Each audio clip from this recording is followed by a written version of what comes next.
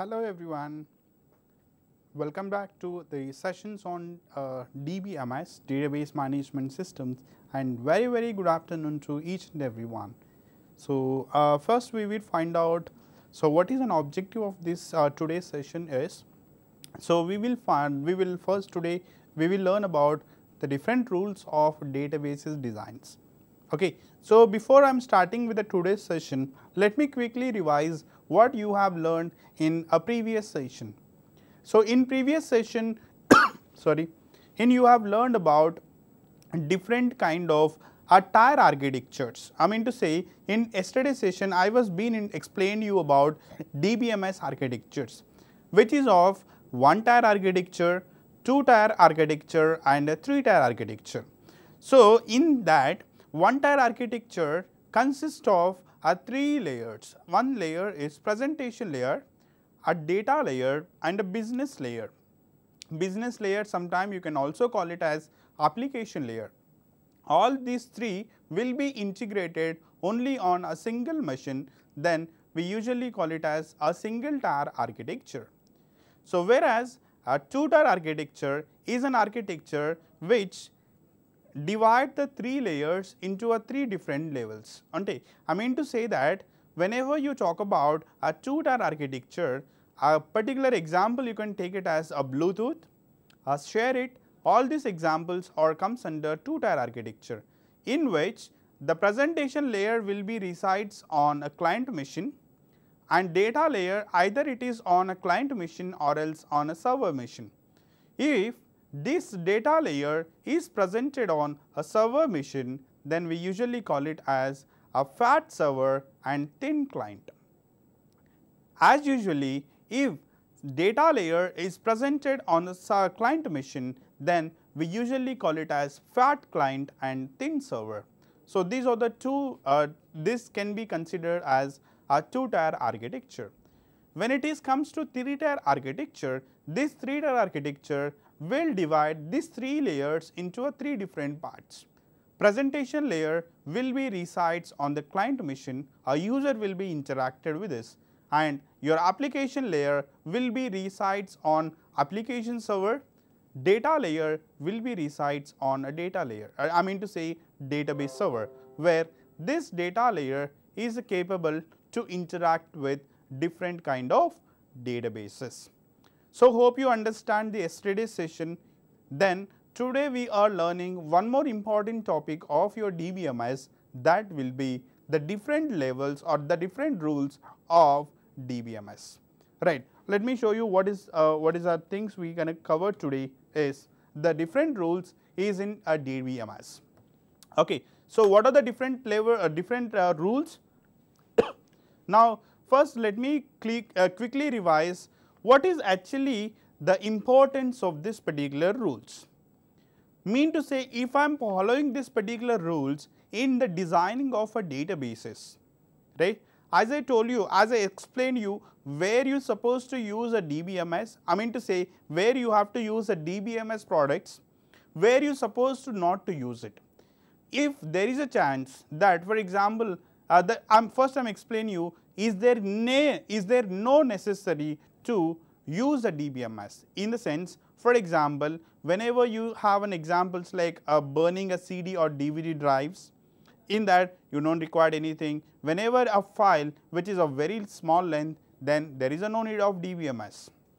Nothing but you supposed not to interact with any kind of applications of DBMS, where you need to introduce DBMS, where the first thing is, if there is an application which generates lot of data every time, for example, the best example you can choose it as a Facebook or else Twitter or else YouTube. In these cases, you required a DBMS products for compulsory. Why? In the sense, this kind of applications which generates you lot of data in every second or every moment of time when an application is running on my server, right. So, if I am using a DBMS, if I am using a databases, there is a specific rules before I am start to designing on that. So, that is what, whenever you using a DBMS, you have to introduce these rules into your applications.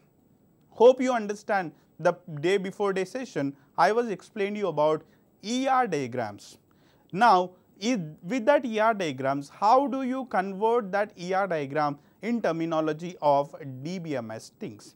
I mean to say that, for example, there is a lot of DBMS products I was showing you in the yesterday's session. Nothing but, for example, IBM uses DB2 as a database. Microsoft uses the databases of Microsoft SQL Server. Oracle Corporation will use the database as Oracle. MySQL Corporation will use it as MySQL. It is an open source database, right, which will be used in the development of a few applications which is not having any application purchase cost. In all these databases, we require to implement a few rules. Actually, there are a different 12 rules. Please remember, there are 12 different rules will be integrated in your application development of your DBMS. Now, let me quickly show you what are the rules and how to use it. Okay, all right. So, let me know in detail, right. So, you have any idea? If you does not have an idea also, don't worry. So, today I am going to cover you each and everything. First thing is, before I am talking about this, first thing is, I want to know that who is inventor of this DBMS rules. For example, if you have an idea on the programming skills, hope you have an idea on a programming skills, right. For example, C is invented by Dennis Ritchie, Java is invented by so and so person, .NET is invented by so and so person, right. As like that, every programming has one inventor, right. Same way, we have an inventor for introducing these 12 rules into a database so that your basically applications of databases will works more faster what you expected. So, now first we talk about author, I mean to say inventor. So, the inventor of this particular, now let me show you the slide. So, about this inventors, right, why rules and why it is needed. See that first thing is Dr. H. F. Codd, right. So, that is the reason these rules are introduced by E. F. Codd, shortcut name. Some people will call it as E. F. Codd, right. So, after his expensive research on the relational model of a database systems, right, relational models in the sense, maybe your Oracle is relational database management system product, where your SQL server is again one of that. So, he come up with 12 rules of his own, which according to him a database must obey in order to regard a true relational databases. Nothing but as these rules, for example, now let me tell you what exactly the 12 rules are. Why it is actually 12 rules is Mr. E. F. Codd is actually one of the inventor of these 12 rules. First is actually he is a research person on the databases. He is a research person of different RDBMS products, and he used to face a different difficulties while using this kind of application.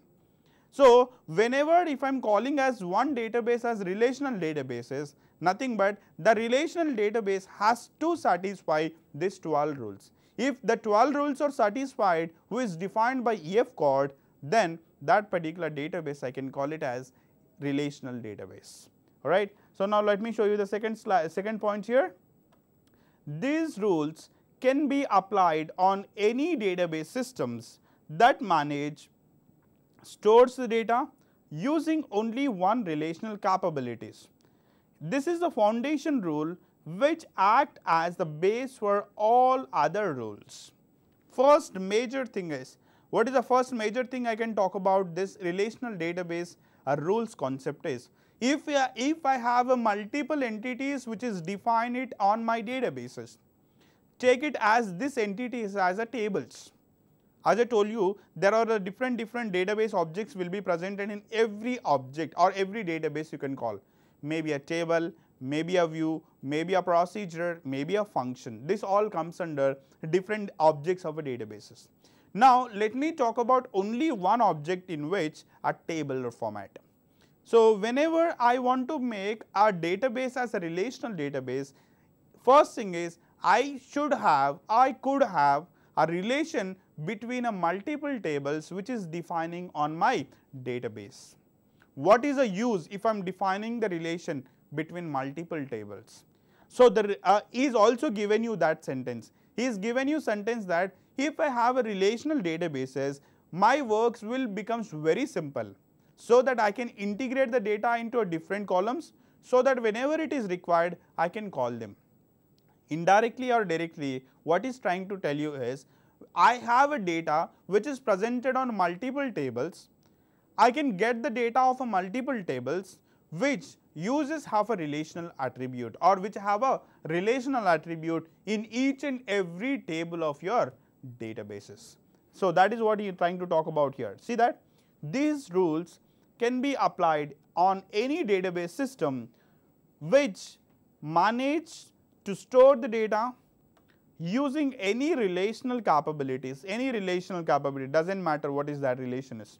And this is a foundation rule which act as a base for all the rules, nothing but it would be the first rule I can call it as, otherwise I can call it as this is a level 0, right. So, there are a few people in the market that people will call it as there are 13 rules.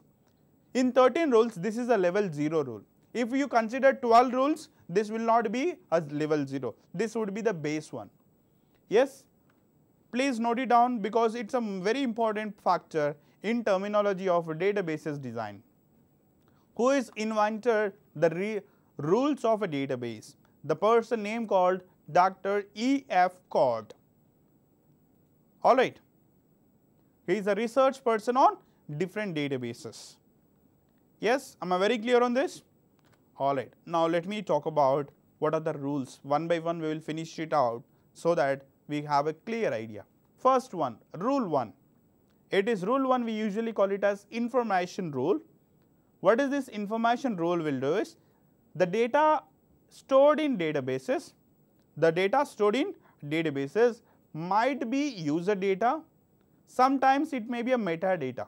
Metadata is a data which is not understandable data, right, a meaningless data I can call it as, must be value of some table cell. Everything is in database must stored in a tabular format. This is a level 0. Okay, let me clearly give you an idea first. Okay, but first thing, please note it down what is the rule 1 is.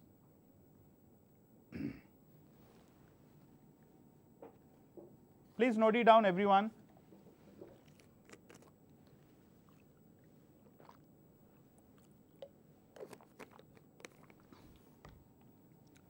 Alright, so what is he mean to say that is, the database which can be stores the data of some user information. If you say that Facebook application is able to store your information, yes or no? For example, if you go for online shopping website, the data is a metadata, right.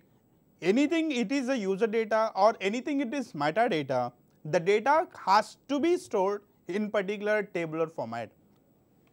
Now, let me show you with a simple example here.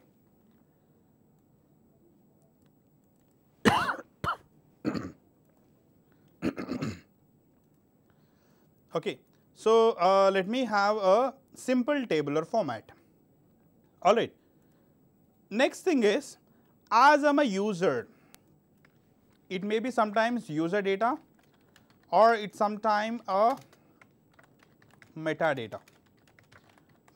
Anything means what? Your data is of only two formats, indirectly or directly, yes or no? Directly or indirectly, what is trying to say? Data either in the format of user data, either the data is now metadata format. Either this data or this data has to be, if I say this is one column of my database, right, here another column of my database. Alright, so nothing but I can call this one as email ID column, right, and I can call this one as password column, right. Every user, for example, a user 1, right, there are number of users for your website, right, say user 2, say user 3, right. We have a number of users for every database or every application, right, in which user 1 data have to store here. For example, username, password, say email ID 1, and the password of this user will be password 1. So what will happen is this user details has been stored in one particular cell. Cell in the sense, what is the mean of cell? A part, a simple place where your data gets stored, right? Nothing but in a simple row format as well as a column format. Nothing but this would be your column format. Yes, am I very clear on this? This is what the first tool. And directly or indirectly, what it means to say that the data of this entire user is stored in table format. Yes or no? Right, that is what he is trying to talk about in this particular rule 1. See that?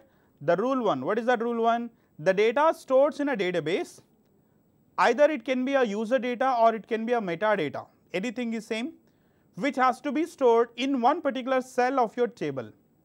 The meaning of this will be everything in a database must be stored in a tabular format. Yes, everyone is clear on this? This is what the simple example you can demonstrate if someone is asked you what is exactly the information rule is. Yes, clear now? Absolutely, right, 100% correct. The data which has to be always stored in only tabular format. In any of RDBMS product, any of your RDBMS product, compulsory your data is stored in that particular format only.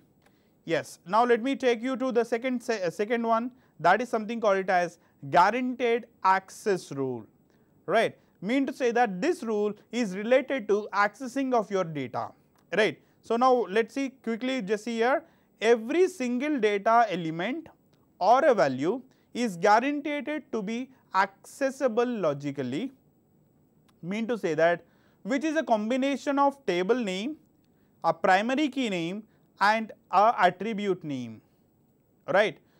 No other means such as a pointers can be access the data, alright. So I will tell you with a simple example. Have you understood this one? Now let me tell you once again. Every single data of element, I mean to say every single value of a table which guaranteed to access logically. Logical in the sense, whenever a particular user has written some information in a table, that has to be accessed with the 3 formats. What is that first one? A tabular name. Second one is a primary key which is defined on the table, and the third one is attribute name. Yes, let me tell you on this. Alright, I have given this particular thing, right. So in which this particular row, right, this particular row has to be accessed by unique, right. Means to say that every user, every single user will have its username as well as its password. If someone is want to access logically, if someone is want to access this row as logically in the sense some of the people has written some query to it. So I am writing some SQL query to it, right. Whenever I am writing this particular SQL query,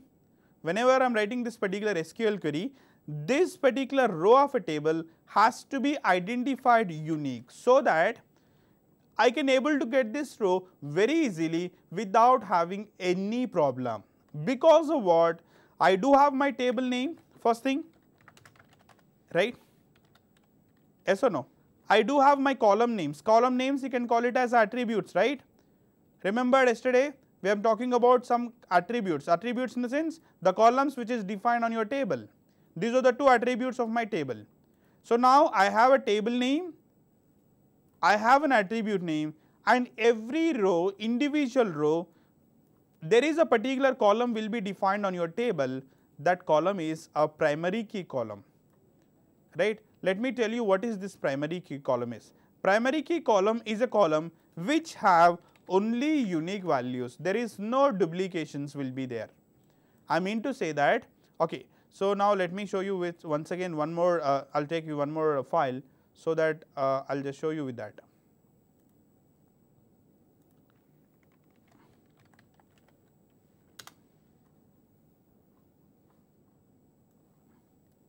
Right. For example, So, what is the use of your primary key right now? Let us say this is your table, alright. In this particular table, I have already have a row. So, row ID is 100, row name is APSSDC and username is APSSDC at gmail.com. Password is say password 1, right. Okay, so some password 1, alright.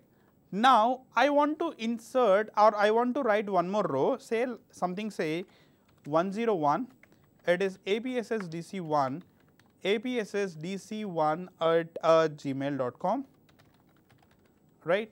The password is 2, yes, this is the second row, right. Up to this everything is clear, right. So, nothing but there is no duplication, right. For example, there is one more user who is trying to enter the user ID as 100, username as some XYZ, right, and password is XYZ at gmail.com and the password is ABC, right. In this case, what will happen is there is a problem when you trying to access the data of this particular table, right. If I am giving an input as 100, so how many rows I will get? 100% I will tell you there are the 2 rows you will get, not single row, because with the same ID, how many rows are presented in this particular table now? There are 2 rows will be presented with the same ID, say 100 and 100, 2 rows are presented with the same name. In this case, it would be very difficult as a user or very difficult as a developer to access the data from this particular tabular format. For that reason, this particular rule, the second rule I am talking about, this second rule will tell you that it is a combination of table name will be there and primary key. Nothing but I have to define a particular row, I have to define a particular column where they are supposed not to have a same value. They are supposed to not to have a same values. Here 100, here also 100. Nothing but I want to stop the person to get this particular value. So that if I define this column as a primary key column, right, then what will happen is this column attribute or this column values will never be a duplicate, it never be a null value. So, that is what the second rule we are trying to talk about. So, the second rule is guaranteed rule, access rule, right. So, what it mean to say that every single user or every single value of a particular table will be accessed logically with the help of a tabular name, a primary key column of a table and attribute name in something which can call it as a column name. Understood everyone? Please note it down. This is the second rule of your guaranteed rule, right. Now, let me take you to the next row. What is something called it as systematic treatment of null values, very important rule in your interviews, right. In an interviews, mostly they will ask you what is the third rule of EF chord rules, or they may ask you, can you list out, can you tell me what is the third rule of EF chord? The third rule is systematic treatment of null values, right. Null values in database must be given a systematic and uniform treatment. This is very important rule because a null can be interrupted as one of the following. Sometime data can be missed, sometime data is unknown, and the third one is data is not applicable, right. Tell you one thing, right. For example, when you register into your website, if you are giving a username compulsory, password compulsory, there are a few fields which is not compulsory, yes or no? Yes or no? Nothing but there are a few columns of a particular database which will also accept you the null values. The basic meaning is, what with this null values will do, as a user when you log in into that website, you can change these null values, nothing but you can update that details like updating a mobile number, updating an email ID, updating an address. Sometimes this is not compulsory, right, but as if you are not defining this null value on the databases, because as we are only backend developers, yes or no, right now what we are learning is we are learning about how a person uses a backend process, how a person can be uses your databases on the backend process.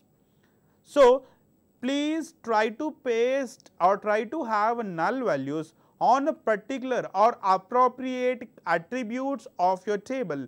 Don't place these null values on unnecessary columns, nothing but username is compulsory column, don't place their null value. If you are placing null value, there is a chances that a user data can be able to miss. Sometimes the user data is not related to the one user, sometimes it would be a multiple users. Then a user data which is sometimes not applicable also. That's the reason try to use this null particular things on the proper things. Now let me show you with an example now, alright. So just I'm going to show you with one more example here. Yes, let me take a simple table. If I have null values, what will happen is, if I don't have null values, what will happen is, right. Let me write a few attributes here. The attribute name called username, the attribute name called password, right, and the next one is the attribute name is a mobile number,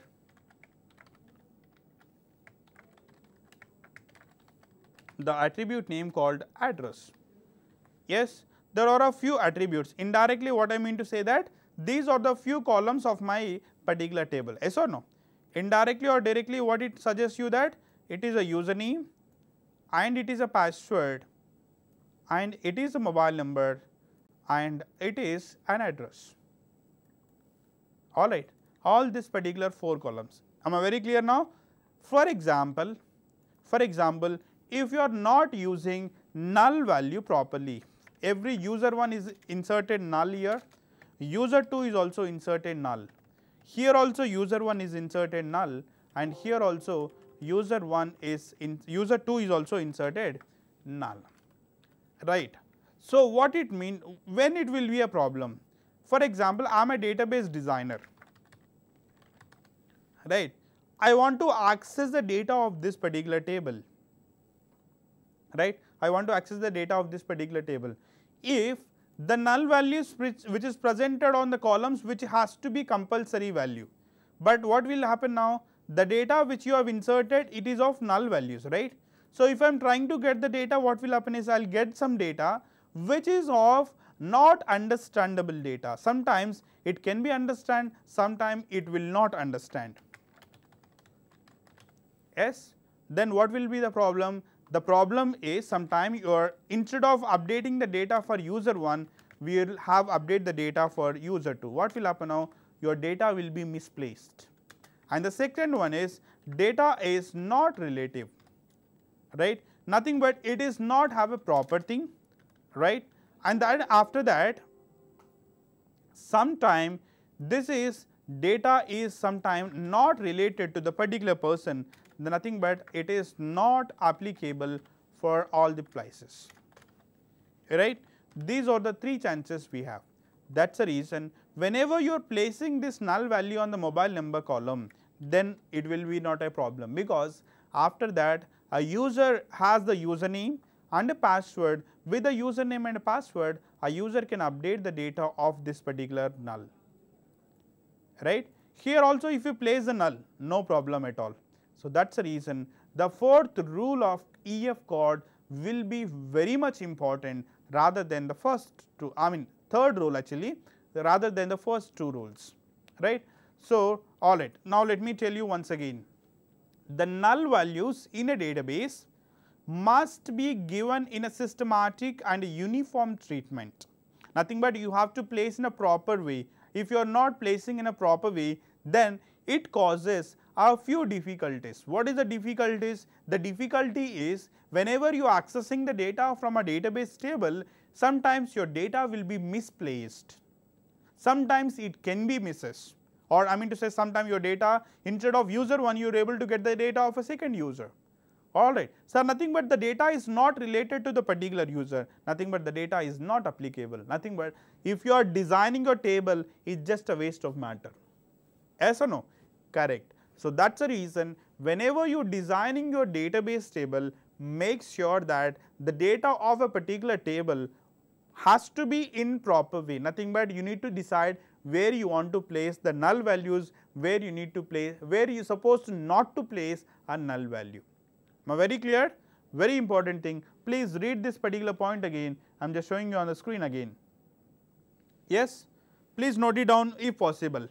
All these rules, please note it down if possible, because I am going to follow the same rules whenever I start with the designing of my table from tomorrow's session, because tomorrow's session will be a very much important session for all the things which you start from the today's part.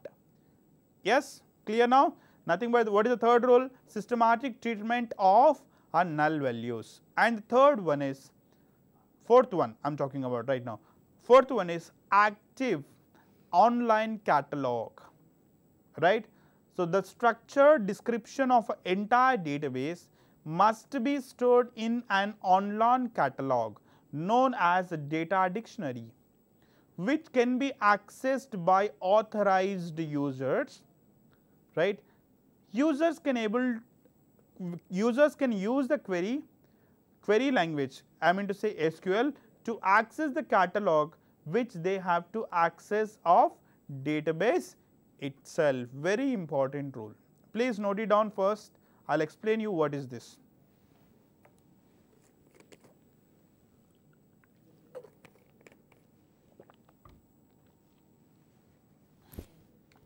Yes, finished? Alright. So, now let me explain you what is this actually the data is. Okay. Whenever you design any kind of databases, if you place these databases some part of the world, right. Imagine your Facebook website is not presented in your home, it is not presented in your college, it is not presented in your university.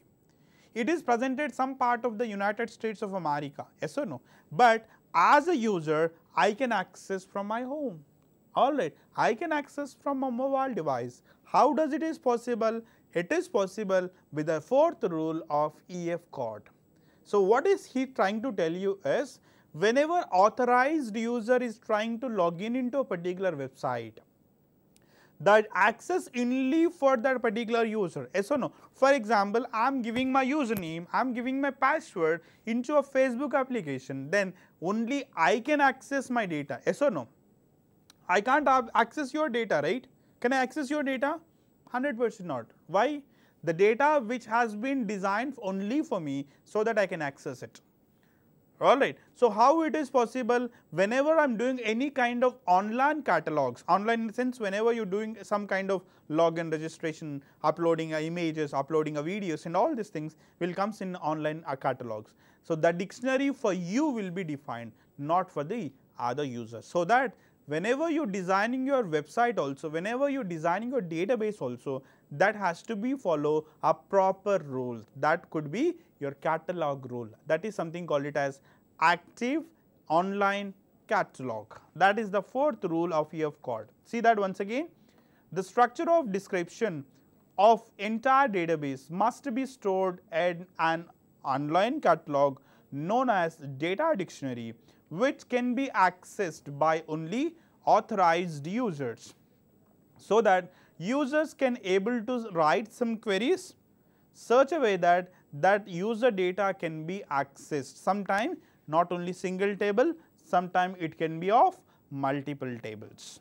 Understood? These are the fourth rule. Let me talk about a fifth rule of your databases. What is the fifth rule? Comprehensive data sub-language rule. Very important rule. After the third one, the next rule is the fifth one, because fourth one mostly will be implemented in everywhere, but the fifth one is most important factor here. See that a database can only accessed using a language having a linear syntax that supports definition, data manipulation and the transaction management operations. Yes or no? If you are remembered or not, in previous session, in structured query language is one of the mediator between a developer as well as a database. Yes or no? Nothing but if you want to communicate with any database product, we mediator what we are used to use, we used to use the mediator as SQL language. And this SQL language have a different languages. I was explaining you something like DDL stands for data definition language. Second one is DML stands for data manipulation language. Third one is DQL stands for data querying language. Fourth one is TCL transact control language, as well as the fifth one is data control language. Mean to say that whenever you present the data onto a database, whenever you present something onto a database, your data or your query or your information has to be written in a format of query. Am I very clear what I am trying to talk about? Nothing but whenever you are communicating with any database, you are supposed to write some kind of information, you are supposed to write some kind of statement which has to be written in a format of query. So that is what basically we usually call it as a query format or query language. That is way basically used as SQL, stands for structure query language. Am I very clear on that? Let me take you to the second point here. This language can be accessed directly or by means of some applications. If the database allows to access the data without having any help of language, then it considered as a violation. That is something called it as a hacking, simple as that. Right, you know that second part of your application development, there are the two persons will be there in the world. One person is a developer which creates this world in a new level, right. Mean to say that I am using a WhatsApp right now, nothing but a particular developer who has designed that application so that as an end user I am very flexible to use that application. Yes or no? But whenever I am going to an application, right, whenever I am going to an applications of databases, that would be I can directly access as a developer. But there are a second kind of persons, that is something called it as hackers. What is these guys do is, these guys trying to violate your websites, trying to violate your databases without having any access also. So that's the reason if someone is trying to access the data without having any authorized users, without having any proper reasons, then they can also get the data without having any query language. Yes or no? That people will call it as hackers. These hackers will violate your data in terminology of your databases. Yes, that would be the second point. That is what I am talking about, right. So the language can be accessed directly by means of some application. If the database allows you to access, that is okay. If the database is unable to access, then that can be considered as violation. Very important rule, that would be the fifth rule of your database. Alright, now let me take you to the next rule. View or updating the data, view or updating the rule, right. All the view of a database which can theoretically updated must also updated by the system also. Nothing to say, mean to say that, for example, your system is also capable, as I am talking about theoretically, right, theoretical in the sense as I am telling you that orally, that will be okay, but in theoretically also it has to be used and in practically also it has to be used. Just now I told you that mobile number and that particular thing can be updated after some time. Nothing but what your system has to have in a position, has to have in a capable to updating that data also. Very clear? That is what the sixth rule of your code, right. Let me see that rule again. Rule 6, view or updating the data or view or updating the rule. All the users of a database which can theoretically update it and must also updated by your system also. Means what? Instead of telling you theoretically, your system also has to be. This kind of rules we will implement in terminology when it comes to a practical. Yes, understood? Absolutely correct. Nothing but whenever you are talking about any kind of updating a password, updating a mobile number, updating an email ID, all this comes under the rule 6 of EF court. Yes, 100% correct. Alright. Now let me take you to the next one, that is the 7th level. That is something called insert, update and deleting the rules.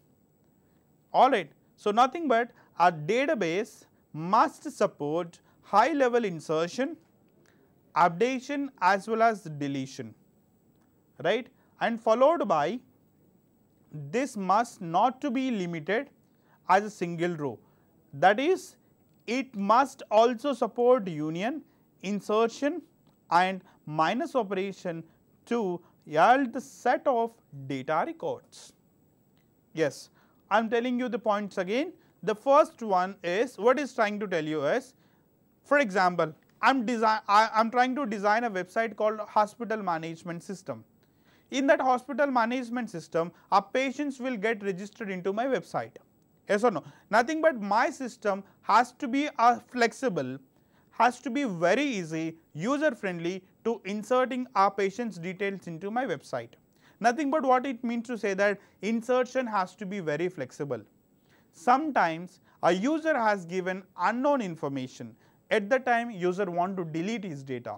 Nothing but my system also capable for deletion operation also. Sometime instead of giving some X mobile number, he has given some other mobile number.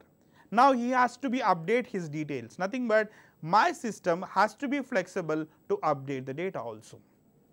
And second point is, for example, after registering around 100 users, my system still capable or still flexible to insert more 100 records.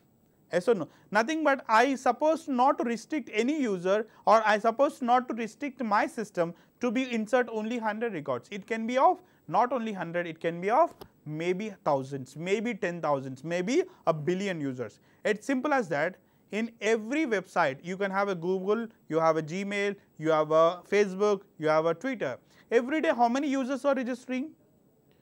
Lots of million users are registering. But is it any time system is telling you that users is not allowed? No, unless or until if you are giving some data which is already there.